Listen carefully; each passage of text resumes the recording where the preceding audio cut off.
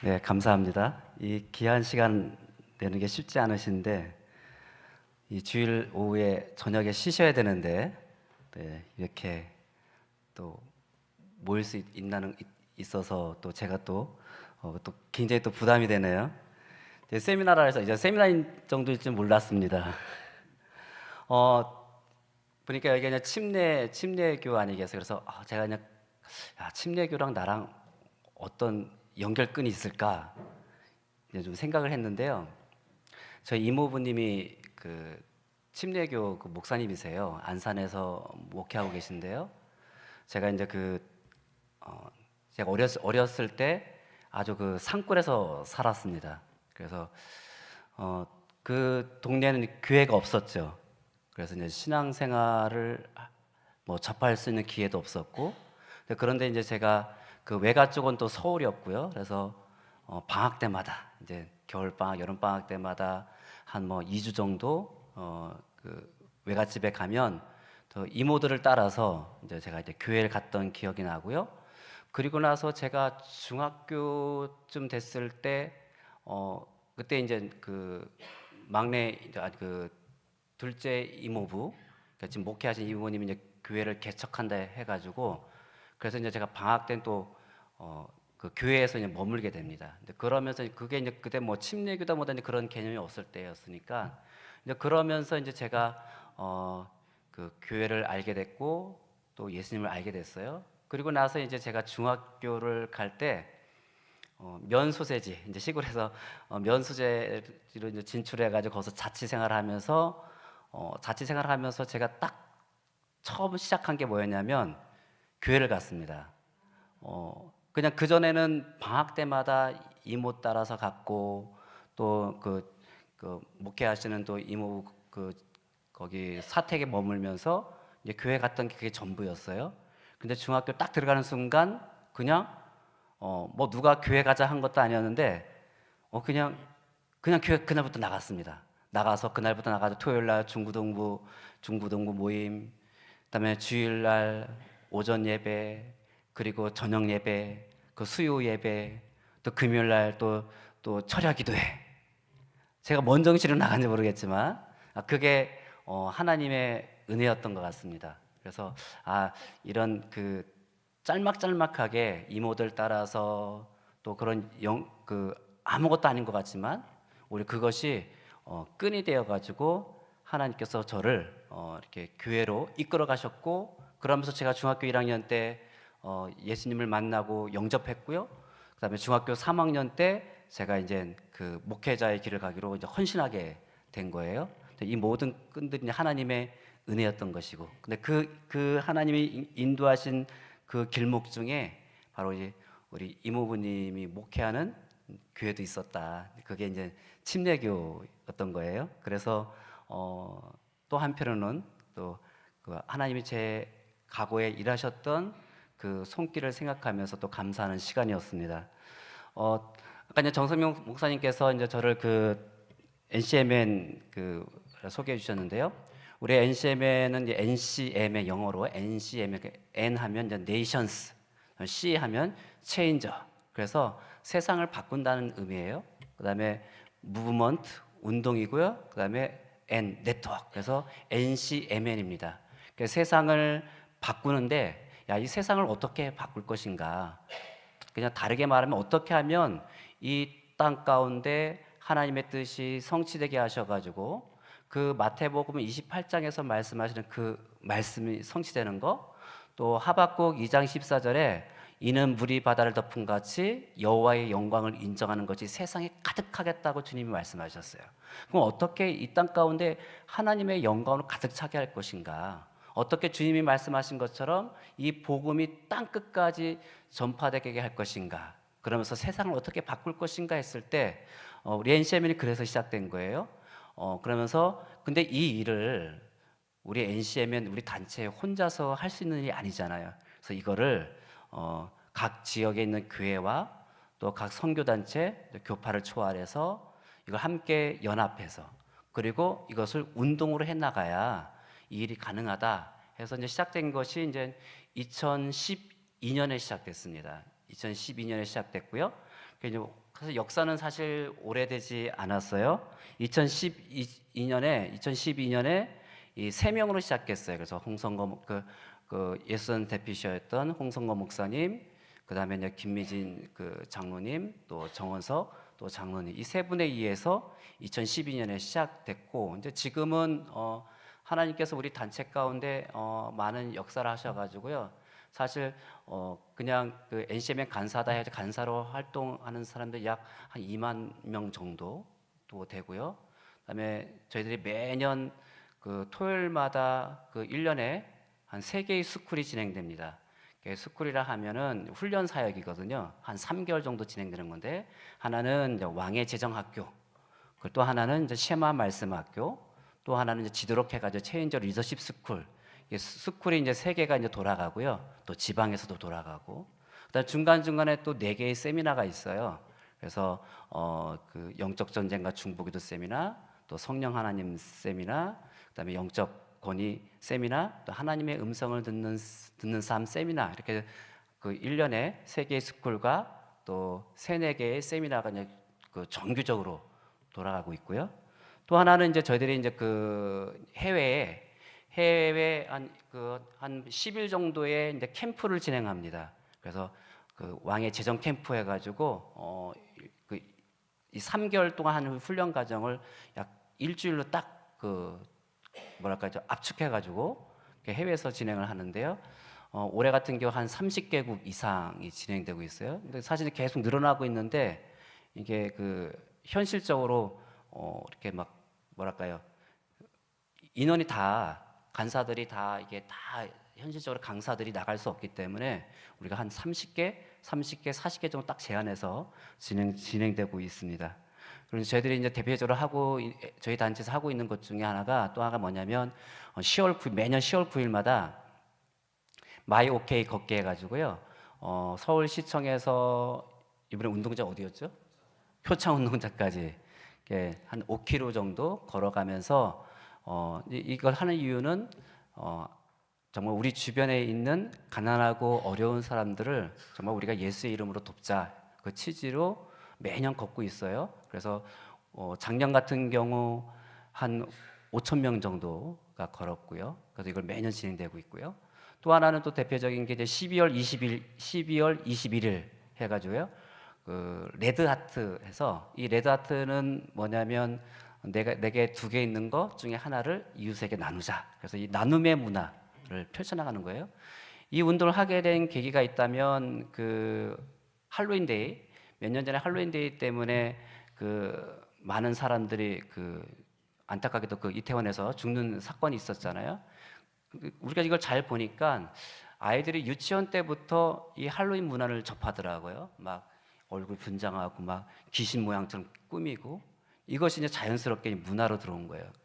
이게 어떻게 보면 이제 사탄의 문화죠. 그래서 이걸 어떻게 하면 우리가 이걸 바꿀 수 있을 것인가, 어떻게 이 문화를 바꿀 것인가 해서 시작된 것이 12월 21일, 그래서 내게 2개 있는 거 하나, 2개 있는 것 중에 하나 나누자 해가지고 레드하트를 이제 시작하게 된 것이에요.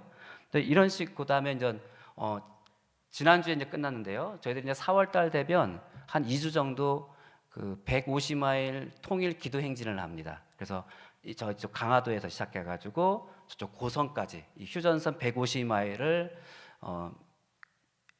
10일 동안 걷는 거예요. 저희들이 2주 동안 걸으면서 이 땅을 위해서 기도하고, 정말 이 휴전선이 무너져가지고 정말 남과 북이 복음 통일되어가지고 정말 이 우리 민족이 정말 온 땅을, 전 세계를 섬기는 코리아가 되게 달라고 우리 함께 걸으면서 또 기도하는 일을 우리가 매년 하고 있습니다. 그래서 우리 NCM에는 어떻게 하면 그 이 땅 가운데 하나님의 뜻을 성취해 나갈 것인가, 이것을 그 훈련 사역을 통해서, 또 거기에는 또 운동을 통해서 해 나가는데, 이제 오늘 그 말씀 배가 운동인데요.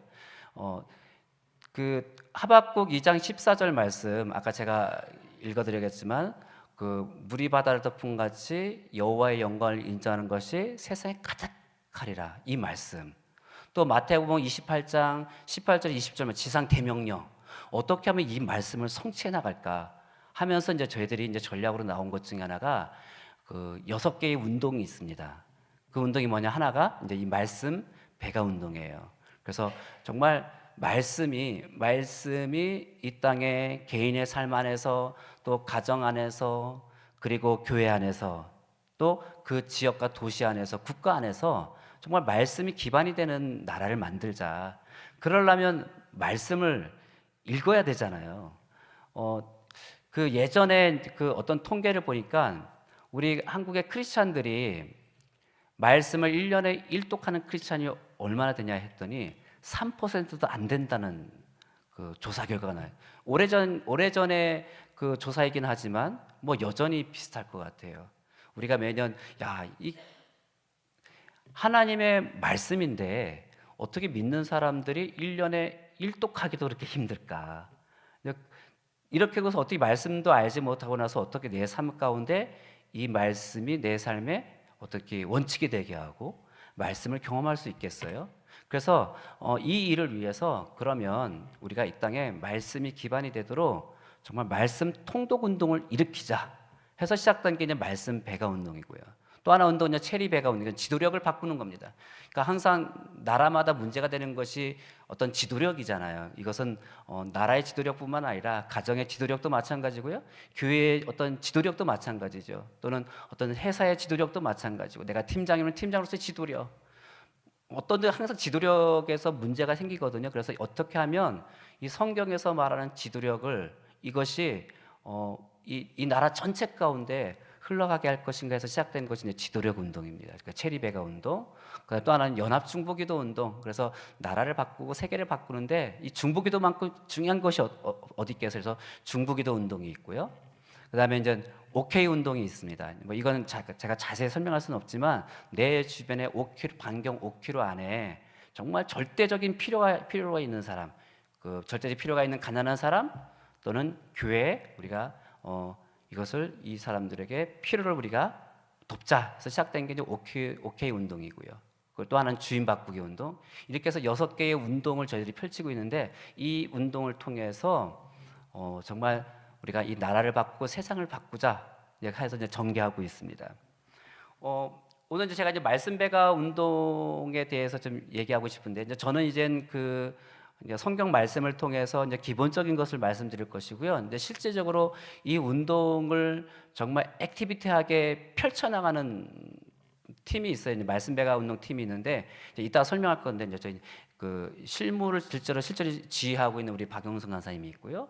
또 거기에 리더십들이 있어가지고 이 말씀 배가 운동이 이 나라뿐만 아니라 또 지금 해외 곳곳에서 더 활발하게 일어나도록 실제적으로 현장에서 이제 뛰고 있는 분들이에요. 이제 저는 이제 어떻게 보면 얼굴마담이고 그냥 어떤 뭐랄까요, 좀 이렇게 본부와 이 팀들을 이제 연결해주고 그 다음에 이제 그냥 지도하는 입장입니다. 항상 이제 특히 오늘 사도행전 말씀을 좀 보고 싶은데요. 아까 이제 사도행전 19장 말씀을 읽었지 않습니까? 이 사도행전 말씀을 보면 어떻게 이 하나님의 나라가 확장되고 있는지, 그래서 이 하나님의 나라가 확장될 때마다 거기에 사람이 바뀌고 또 도시가 바뀌고 또 그러한 일 때문에 그 도시 안에 소동이 일어나기 시작하고 이럴 때마다 늘 거기에 중심이 뭐가 있었느냐, 도대체 무엇 때문에 그렇게 사람 안에 변화가 일어나고 그 다음에 어떻게 폭발적으로 거기에 이러한 역사들이 일어났는가 했을 때 그걸 좀 보고 싶은데요. 몇 군데 좀 함께 찾겠습니다. 사도행전 6장 7절입니다.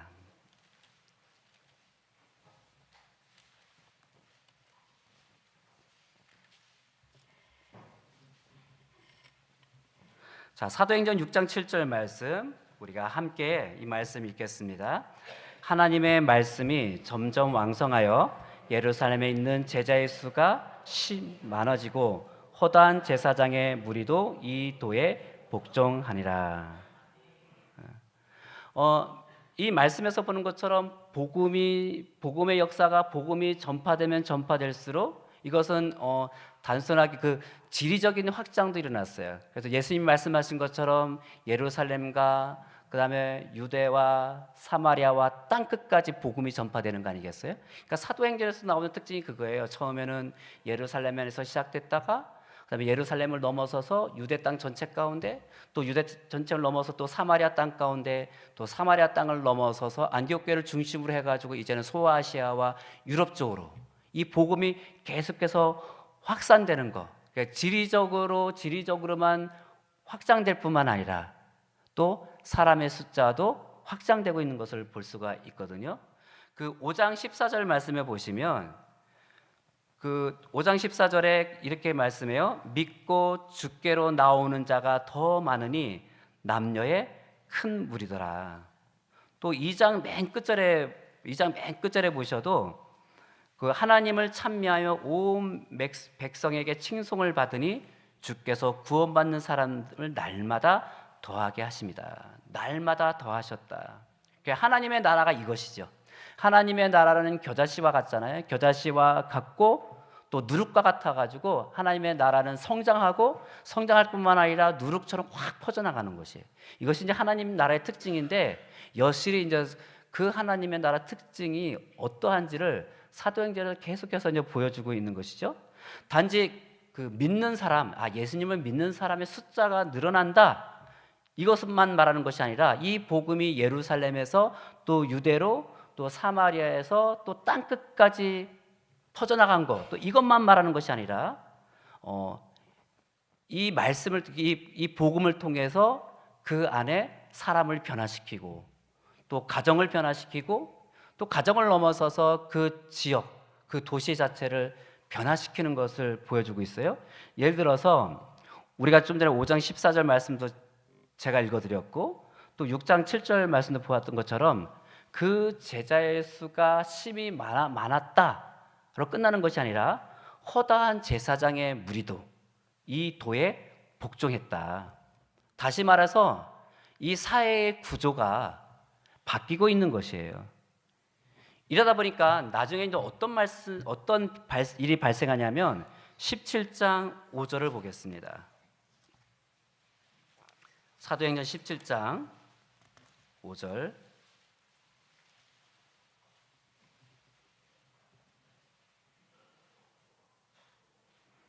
네, 읽겠습니다. 그러나 유대인들은 시기하여 저자의 어떤 불량한 사람들을 데리고 때를 지어 성을 소동하게 하여 야손의 집에 침입하여 그들을 백성에게 끌어내려 찾았으나, 이 말씀을 보면 이 바울팀이 이 데살로니가의 복음을 전파할 때 결과적으로 어떠냐면 성을 소동케 하는 일이 일어났어요. 다시 말해서 도시가 들썩거렸다는 거예요. 이런 가운데 대표적으로 또 말씀하는 게 17장 또 8절 말씀 보시기 바랍니다. 17장 8절 말씀에 보시면, 자, 무리와 읍장들이 이 말을 듣고 소동했다. 그러면서 6절에 이렇게 얘기해요. 6절에 발견하지 못하며 야손과 및 형제들을 끌고 읍장들 앞에 가서 소리질러 이르되 천하를 어지럽게 하던 이 사람들이 여기도 이르매. 자, 이 바울팀에 대해서 이 사람들이 뭐라고 얘기하냐면 천하를 어지럽게 하는 사람들이다. 이 사람들이 그 천하를 어지럽게 하는 사람들이 바로 이 도시까지 왔다라고 얘기해요. 사실 저는 이제 이 우리가 지금 읽은 게 개역 개정이잖아요. 근데 이제 개역 개정 전에 버전, 이 본문은 사실 전의 버전이 훨씬 더 심장이 훨씬 더 다가와요. 전에 지금은 천하를 소동케 하는 자들이다 했지만 옛날에는 뭐라고 했냐면요, 지금 천하를 어지럽게 했다고 했던 그 전 번역은 천하를 소동케 하는 자들이다. 그러니까 이 사람들의 바울과 바울팀의 별명이 뭐냐면 천하를 소동케 하는 사람들. 그러니까 바울팀이 가는 곳곳마다 이런 소동이 일어나는 거예요. 사실 그렇죠. 하나님의 말씀이 나의 삶에 들어올 때 소동이 일어나잖아요. 하나님의 말씀이 막 내 심장에 들어올 때 막 내 안에 막 불이 일어나잖아요. 그리고 막 기존에 내가 갖고 있던 이 사고 가치, 이거랑 하나님의 말씀이 막 충돌이 일어나잖아요. 그리고 막 갈등이 일어나고 막 견딜 수 없게 하고 그러면서 그 말씀에 순복하기 시작하는 것이 아니에요. 말씀이 들어가면요, 이 개인의 삶뿐만 아니라 이것이 가정 안에서 또 직장 안에서 소동이 일어나기 시작합니다. 이제 우리 목회하는 사람들의 입장에서 우리 목회하는 사람들의 목표 중에 하나가 뭐냐면, 야, 어떻게 하면 교회를 부흥시킬 것인가. 더나 요즘에는 더 이 현장에서 사실 뛰고 있는 우리 목사님들 이제 제가 존경하는데요. 저는 그러다 보니까 이제 저는 이제 사실 그 현장 목회는 이제 지금 하고 있지만은 사실은 그 NCMN 활동 더 많이 하고 있거든요. 이제 제가 NCMN 이 전임 간사로 있다 보니까 저도 이제 이 목회 사역에 들어온 저도 이제 이 사역에 들어온 사역자로 살아간 것이 한 18년 정도 된 것 같아요. 하지만 이제 훨씬 더 저보다 이제 경험이 많으시고 또 교회 현장에서 훨씬 더 실감 나신 분이 여기 계신 목사님들 아니겠어요? 그러니까 요즘처럼 사실 복음 전하기도 쉽지가 않고 또 사람들이 훨씬 더 완악한 게 이제 지금 이 시대예요. 심지어는요, 이제 저희들이 이제 이제 캠퍼스 이제 사역도 하고 있는데요. 예를 들어 여기서 이제 학교를 제가 이제 실명을 들을 수 없어서 죄송합니다. 이 기독교 학교, 이제 기독교 재단인 학교가 있어요. 서울에도 또 지방, 그래서 서울의 어떤 대학들, 또 지방에 있는 대학들, 이제 저희들이 이제 이런 캠퍼스 사역을 합니다. 그런데 이제 저희들이 이제 때로는 교목실을 통해서 그 활동하는 학생들에게 들려오는 게 뭐냐면 복음 전도하는 거 하지 마라. 이거 하려면 교목실에 허락받고 하라. 물론 이제 그 신천지들이 워낙 설쳐되니까 그런 어떤 그 마음은 이해가 돼요. 그런데 복음을 전파하지 마라. 그 복음 전파하려면 우리 교목실에 와가지고 허락받고 해. 이 정도로 우리 캠퍼스가 많이 바뀐 거예요. 안타깝죠, 사실.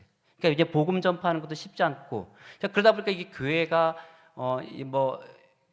일반적으로 막 교회 성장이 이제는 끝났다라고 막 많이 얘기하는데 저는 하나님의 역사는 하나님의 부흥은 이것을 넘어선다고 봅니다. 왜냐하면 하박국 2장 14절 분명히 말씀하셨잖아요. 물이 바다를 덮은 같이 여호와의 영광이 가득할 것이다. 이건 한 번도 일어나지 않았어요. 반드시 다시 부흥이 일어날 겁니다. 그랬을 때 어떻게 부흥이 일으킬 것인가 하다 보니까 많은 것에 사실 어떤 세미나 있다, 무슨 세미나 있다, 무슨 어떤 부흥 전략이 있다 하면 그래서 우리가 막 쫓아다니잖아요. 그런데 정작 중요한 거 말씀을 빼놓고 하는 것이 그게 문제라는 것이에요. 말씀이 중요한데 이 말씀의 파워가 우리가 좀 전에 6장 7절 말씀만 보더라도 이 사도행전에 보면요, 복음이 전파되고 그다음에 어떠한 문제를 이렇게 막 돌파하는 역사들이 일어나요. 그 지역을 돌파하고 그다음 변화가 일어날 때마다 어떤 그런 어떤 모멘텀이 있어요. 예를 들어서 우리가 위성을 띄우잖아요. 위성을 띄우면 이게 위성 자체의 힘으로는 못 올라가요. 그래서 어떤 미사일이라는 어떤 그런 격발체를 이용해서 올라가거든요. 추진력을 위해 가지고. 그러니까 우주의 정상적인 궤도까지 올라갈 때마다 3단계를 걸쳐서 올라갑니다. 처음에 이 지상에서 딱 이 힘을 끌어올려 가지고 폭발을 일으켜 가지고 올라가잖아요. 그 힘으로 올라가다가 하나의 연료가 다 떨어져요. 이 힘이 다 이제 소진돼요. 그러면 이걸 분리시킵니다. 그리고 나서 다시 대기권으로 나가기 위해서는 또 다른 힘이 필요해요. 그럴 때 또 하나의 연료체가 또 다시 터집니다. 그 힘으로 또 올라가는 거예요. 그리고 나서 대기권을 벗어나서 원래 목표의 궤도까지 가야 되잖아요. 또 그러기 위해서는 또 한 번에 또 이렇게 박차고 올라가는 힘이 필요한 거예요. 또 한 번 또 폭발이 일어나요. 그래서 이렇게 3단계를 통해서 정상적인 궤도까지 올라가거든요. 이와 같이 사도행전에도 이러한 모멘텀이 있습니다. 이런 폭발을 통해 가지고 거기서 한 번 더 점프하고 그러면서 지역을 뛰어넘고 그리고 변화가 일어나고 부흥이 일어나고 하는 거. 그게 몇 단계 여러 차례가 나오는데 그 중에 하나가 이제 우리가 좀 전에 읽었던 6장 7절 말씀이에요. 6장 7절 말씀 다시 한번 볼까요? 아까 우리가 읽었는데요.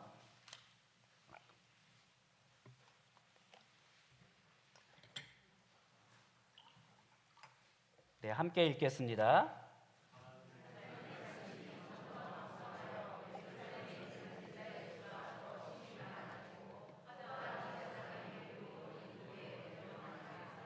네, 여기에 보면 예루살렘에 있는 제자의 수가 많아졌습니다.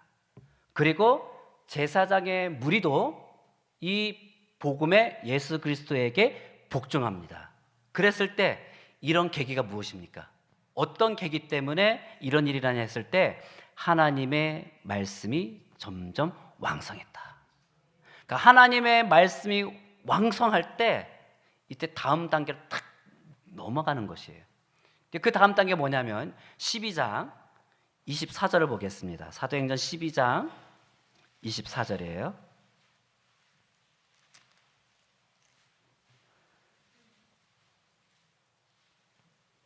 사도행전 12장 24절 읽겠습니다.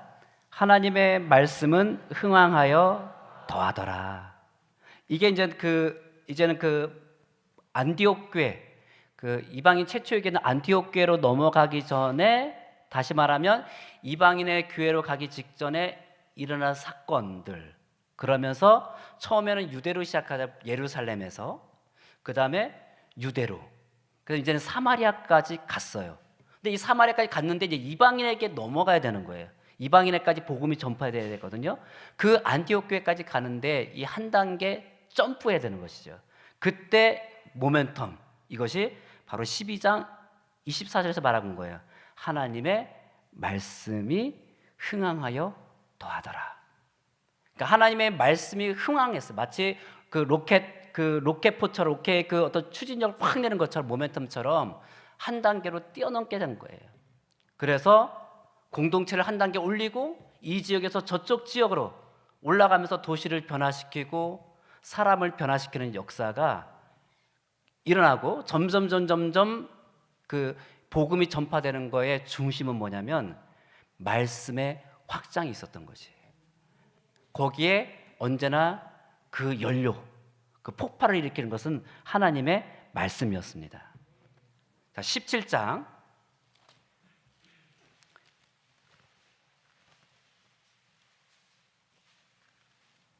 11절 말씀도 보겠습니다. 17장 11절 말씀. 자, 베레아에 있는 사람들은 데살로니가에 있는 사람들보다 더 너그러워서 간절한 마음으로 말씀을 받고 이것이 그러한가 하여 날마다 성경을 상고함으로.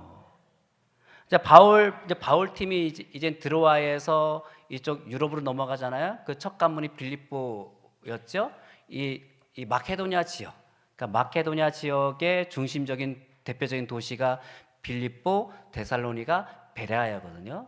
그런데 이 베레아 사람들에 대해서 얘기할 때 이들이 너그럽 간절한 마음으로 말씀을 받았다. 이 안에 말씀을 사랑하는 마음, 말씀에 대한 그 갈급한 마음으로 말씀을 받고, 그리고 날마다 말씀을 상고했다. 이것이 복음이 또 확장되는 하나의 모멘텀 역할을 합니다. 연료 역할을 하는 것이죠. 또 18장 5절 말씀도 보겠습니다. 자, 18장 5절 말씀 읽겠습니다. 실라와 디모데가 마게도냐로부터 내려오매 바울이 하나님의 말씀에 붙잡혀 유대인들에게 예수는 그리스도라 밝히 증언하니. 자, 이제 바울이 이제 복음을 전하다가 막 어려움을 당하고 핍박을 당하니까, 그러다가 이제 그 마케도니아 지역에서 밑에 아가야 지방으로 내려와요. 그 아가야 지방의 대표적인 도시가 이제 그 아덴이라, 성경에는 아덴이라고 하죠. 그 다음에 고린도. 근데 이 고린도에 도착해가지고 거기서 이제 그 브리스길라와 아굴라를 만나가 함께 복음 사역을 펼치지 않습니까? 그럴 때 이제 그 신라와 이 동료들이 함께 이제 동역자에 도착한 거예요.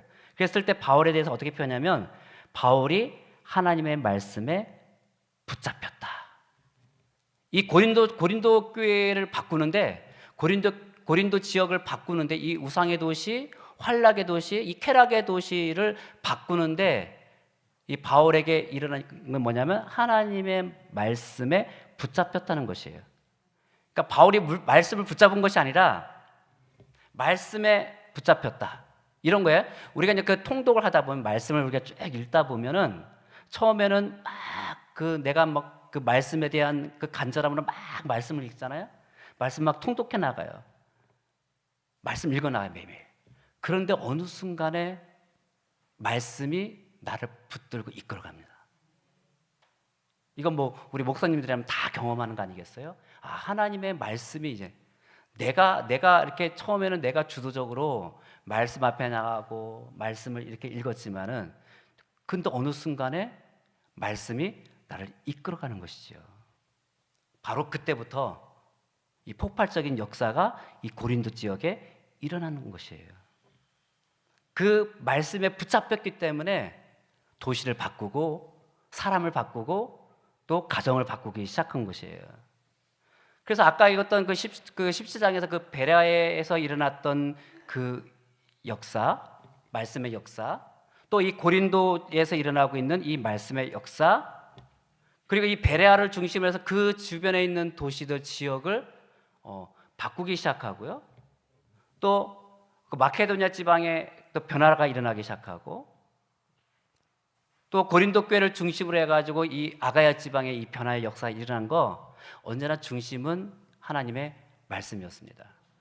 우리가 처음 읽었던 그 사도행전 6장 7절 말씀도 마찬가지죠. 6장 7절 말씀을 보니까 어떻게 이 예루살렘 안에 변화가 일어났느냐, 어떻게 그 예루살렘 안에 제자의 무리가 허다하게 일어나고 또 제사장의 무리들이 어떻게 예수님의 이 복음의 말씀에 예수님에게 순복하는 역사가 일어났는가 했을 때 거기에도 중심은 말씀이었습니다. 이 말씀의 파워가 사람을 바꾸고 가정을 바꾸고 또 더 나아가서 도시를 바꾸고 국가를 바꾸는 것이에요. 우리가 하나님을 믿는다 했을 때 단순하게 우리가 난 예수 믿고 구원받는 거 여기서 끝나는 것이 아니잖아요. 예수님께서 마태복음 28장 말씀을 통해서 땅끝까지 이르러 내 증인이 되라는 거예요. 이 말은 복음 전파뿐만 아니라 거기 있는 지역, 도시, 나라 안에 변화를 일으키라는 것이에요. 어떻게 하면 거기에 하나님의 말씀이 작동되게 할 것인가, 어떻게 하면 거기에 하나님의 그 선하시고 기뻐하시고 온전한 뜻만이 설 수 있게 할 것인가 했을 때 그 중심이 말씀에 있었어요. 늘 폭발적인 기폭제의 역할은 많은 것들이 있지만 가장 대표적인 것은 하나님의 말씀입니다. 자, 19장 20절 또 보겠습니다. 19장 20절 말씀 읽겠습니다.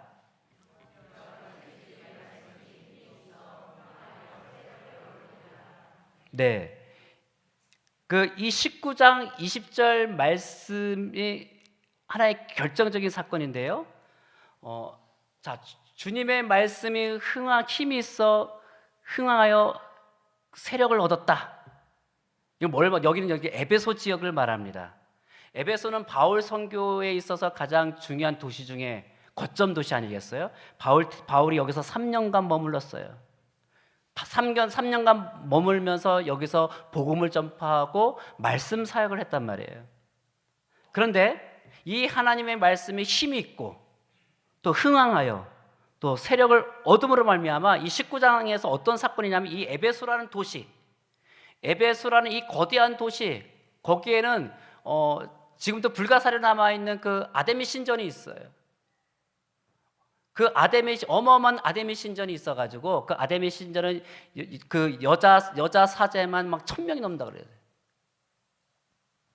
그 안에서 제사 드리기 위해서, 우상에게 제사 드리기 위해서 여자 사제와 어떤 성적인 어떤 그 교제도 나누고, 아주 남잡한 도시, 우상으로 가득 차 있는 도시.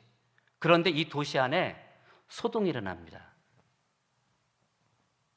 막 소동이 일어나면서 이 도시 안에 변화가 일어나기 시작한 것이에요. 기존에 있던 질서들이 막 흔들리기 시작하고 새로운 가치에 의해서 질서가 잡히기 시작하는 것이에요.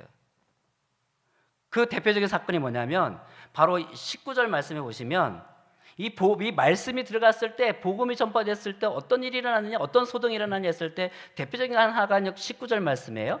19절 말씀 읽겠습니다. 또 마술을 행하던 많은 사람이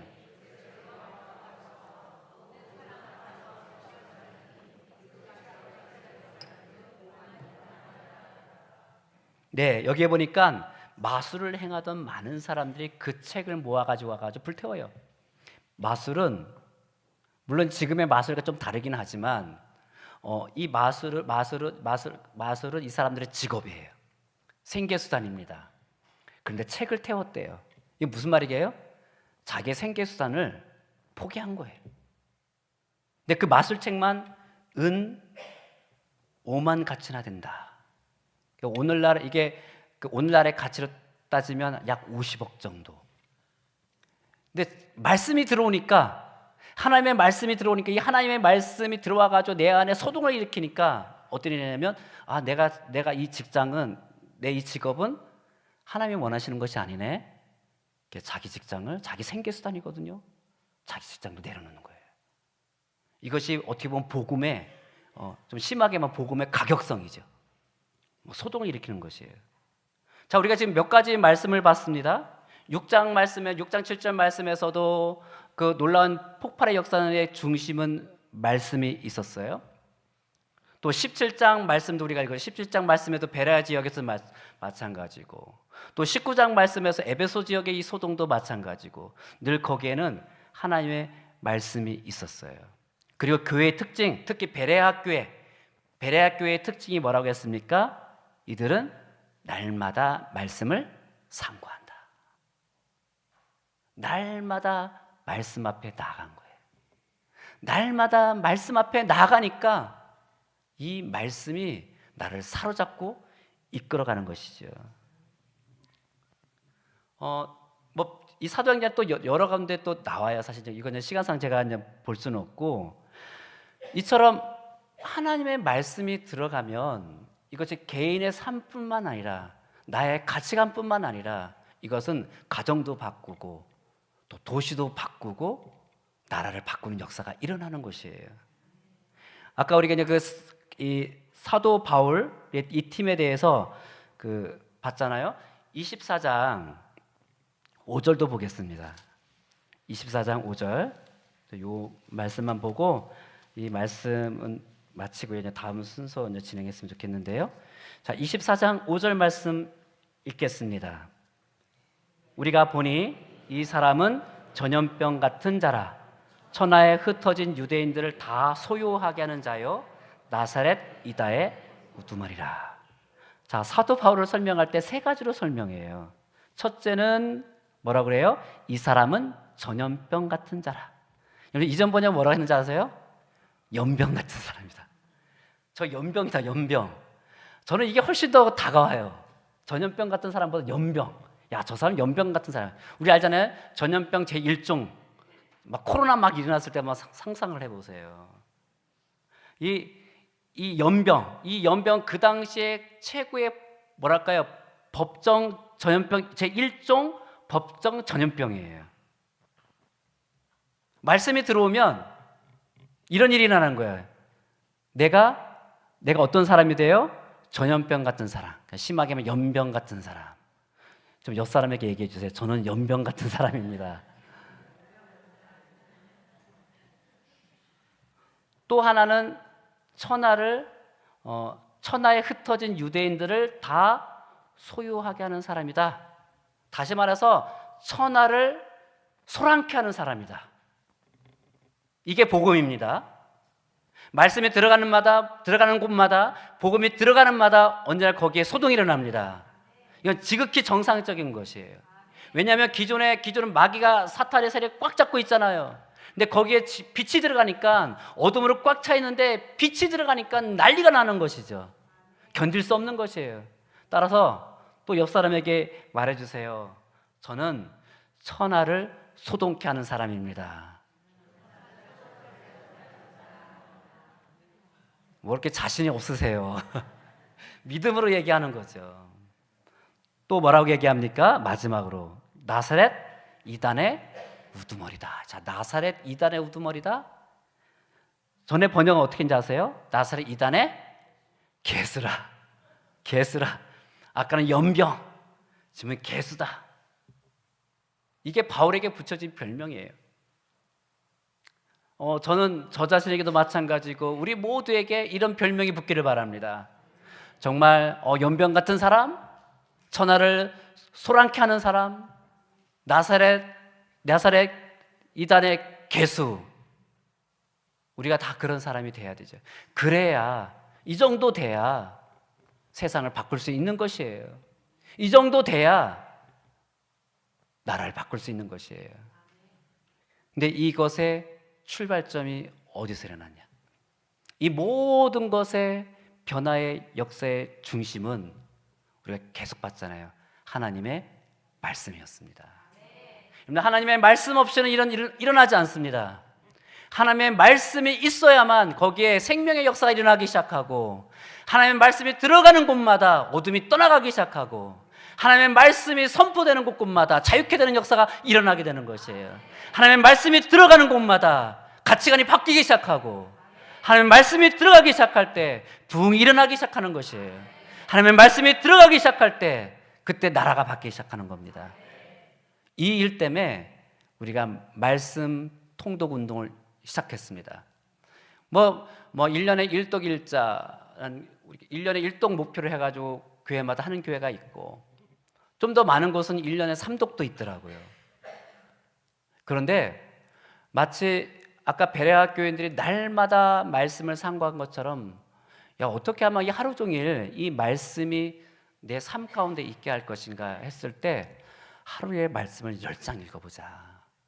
근데 하루에 10장 말씀 읽는 거 정말 쉽지 않아요. 만만치 않아요. 물론 이제 다 은퇴하시고 이제 이 교회 안에서 예를 들어서 어떤 아비의 역할을 하시는 분들이 계시잖아요. 근데 시간이 좀 있으시고 그런 분들 하루에 10장 읽는 거 쉬워요, 사실. 20장도 있고 어떤 분은 막 50장씩도 있더라고요. 그런데 막 치열하게 직장 생활도 해야 되고 학교도 다녔고 하면서 말씀 10장 읽는 거, 이거는 진짜 저도 사실 말씀 10장 읽는 거 만만치 않습니다. 그럼 어떻게 말씀을 10장 읽을 것인가? 한 번에 그 자리에 딱 앉아가 10장 쫙 읽을 수 있어요? 그런데 그거는 쉽지가 않아요.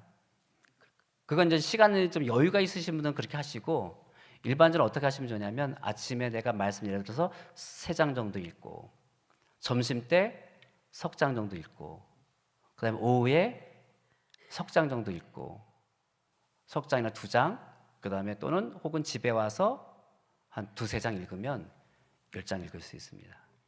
자, 하루에 성경을 10장 읽으면요, 그럼 100일에 1독하게 됩니다. 100일에 1독이기 때문에 1년이면 3독 반을 하게 돼요. 내가 3독 반 이것을 10년 동안 했다 하면 몇 독입니까? 35독. 20년 했다? 70독.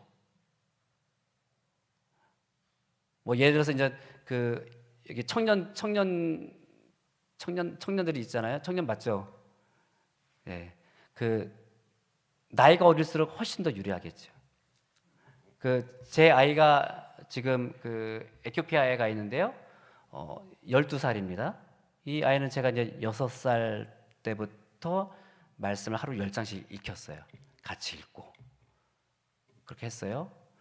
그러면 얘는 6살 때부터 했으니까 지금 6년이잖아요. 그러면 얘 몇 독한 거예요? 20독은 좀 안 됐어요.